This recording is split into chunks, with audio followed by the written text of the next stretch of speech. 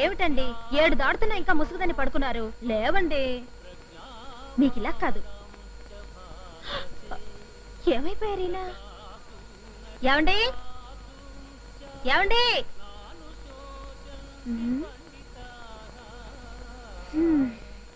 ఏమండి ఏమండి?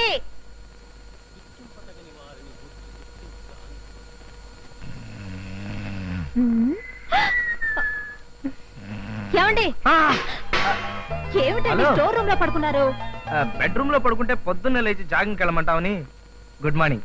ఇంకొంచెం పడుకుంటే బాగుంటుంది. ఇలాంటి బద్ధకాలు ఉండవని మిమ్మల్ని రోజు జాగింగ్ చేయమంటున్నాను. లేవండి. నెక్స్ట్ మంత్ నుంచి చేస్తాలే. అయ్యో ఇప్పటికే ఆఫీస్ టైం అవుతుంది. లేచి స్నానం చేయండి. రోజుకో ఖర్చు పడేస్తున్నారు. అట్లీస్ట్ ఇదైనా జాగ్రత్తగా పట్టుకురండి. అలాగే అలాగే. పగటిపూట స్ప్రే అంటే పగలేమిటి రాత్రి ఏమిటి? సువాసన అంటే సువాసనే. అలాగా? అయ్యా వదలండి. మళ్ళీ మీరు స్నానం చేయాలి. మీకు ఆఫీస్ లేట్ అయిపోతుంది. అమ్మగారు ఏం జరిగింది అమ్మగారు? ఎక్కడ్రా? ఇంకా ఏమీ జరగందే. ఏం జరగకపోతే అమ్మగారు ఎందుకంటే అలా అరుస్తారు? చెప్పక తప్పదంటావా? మా అమ్మగారికి ఏ కష్టం కలగకుండా చూసుకోమని వాళ్ళ నాన్నగారు నాకు మరీ మరీ చెప్పారండి. మీ అమ్మగారిని నేను ఊరుకోండి. లేకపోతే ఏంటి?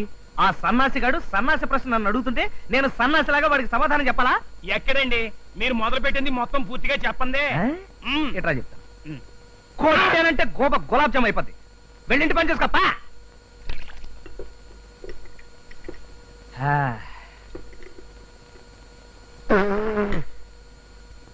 యారా సన్నాసి ఆఫ్ సౌత్ ఇండియా, నేను టీ తాగనని తెలుసు కూడా నాకు టీ ఇస్తావా?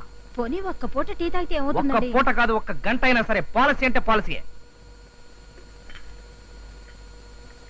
ఏంట్రా చూపేంటి? నీ ఆస్తంతా నేను రాయించేసుకున్నట్టుగా. వాడి చూపే అంత కదండి. నువ్వు వాడిని సపోర్ట్ చేయకు, వాడు రెచ్చిపోతాడు.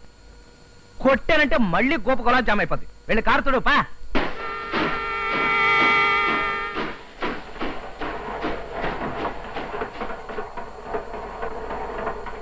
ఏమిటి బాబు గారు, రైలు వెళుతున్న శబ్దం వినిపిస్తోంది?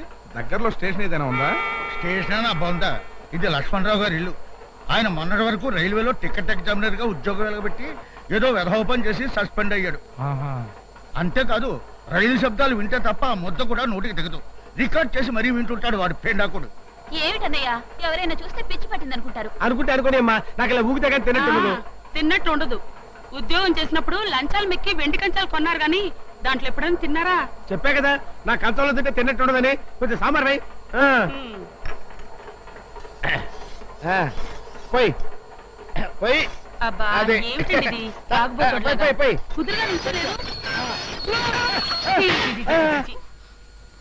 ఏమిటండి మీరు ఊగుతూ ఊగుతూ ఎక్కడ పంపిస్తున్నారో మీకే తెలియడం లేదు. ఏం చేయమంటావు? సడన్ బ్రేక్ పడింది, ఆగిపోయింది.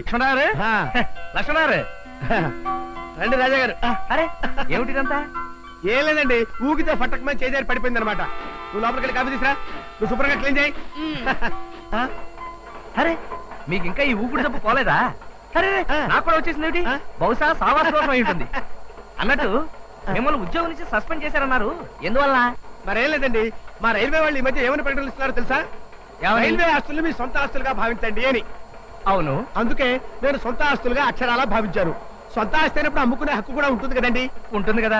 ఈ మధ్య డబ్బు బాగా టైట్ అయ్యి 2 ఫ్యాన్లు పిక్కుని అమ్ముకున్నాను.